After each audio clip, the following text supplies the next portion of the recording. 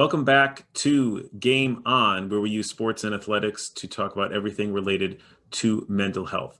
In many, many sports, you'll have fans, coaches, managers, players who engage in what you might call rituals, game prep, sometimes superstitions that they feel help them in the game or help their team in the game. So you might have a boxer or an MMA fighter prior to a big fight. They have a pre-fight ritual, how they tape their hands or what they do the night before, their meals. And you can talk about most sports, they have something where, whether it's personally they developed, the team has developed, the sport has developed as some sort of like superstition, good luck, bad luck type of thing in games.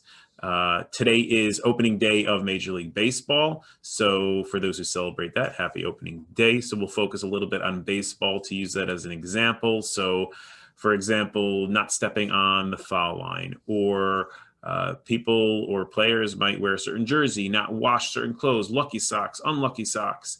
I grew up a Chicago Cubs fan, so there's certainly superstition there with being cursed, quote unquote, goats and Bartman blowing up the ball, reversing the curse. And that's all in the past now that we've won a World Series in the last 100 years, and hopefully again before another 100 years passes.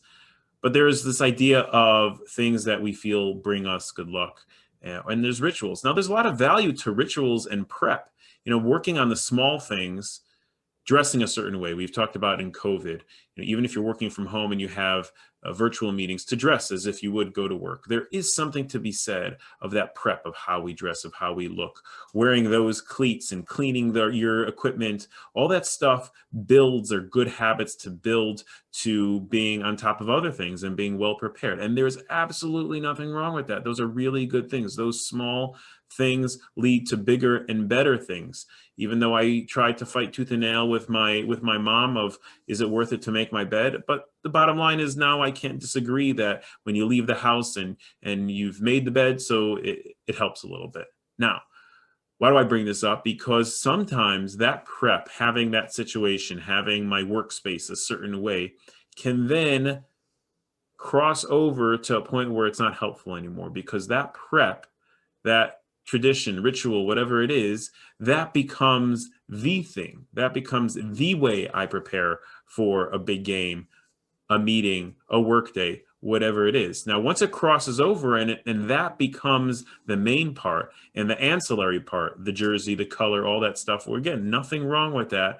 And that becomes the main part, and the actual prep for the game. So the practice, the research, the film, the working with the coaches, the nutrition, the working out, all that stuff I would consider the mainstay foundation of prepping for a competition or anything in life. But when that crosses over and now the main part becomes the ancillary part, and now I'm relying more and more and more on the situation, which is beyond my control, being very specific or rigid or perfect. And I've worked with people who it's almost like perfectionistic, and our focus becomes more on the environment being a very, very specific way, and only then could I engage in work or whatever it is. Then I actually become way less efficient.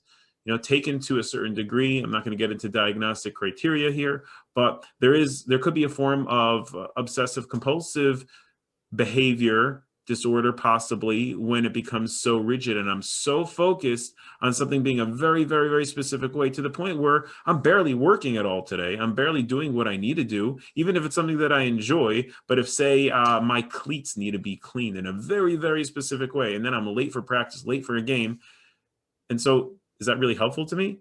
So then it becomes more closer to perhaps someone struggling with a disorder. But let's not focus on the labels. The point is that rituals, habits, even superstitions, whatever you believe in, they're not intrinsically a good or a bad thing.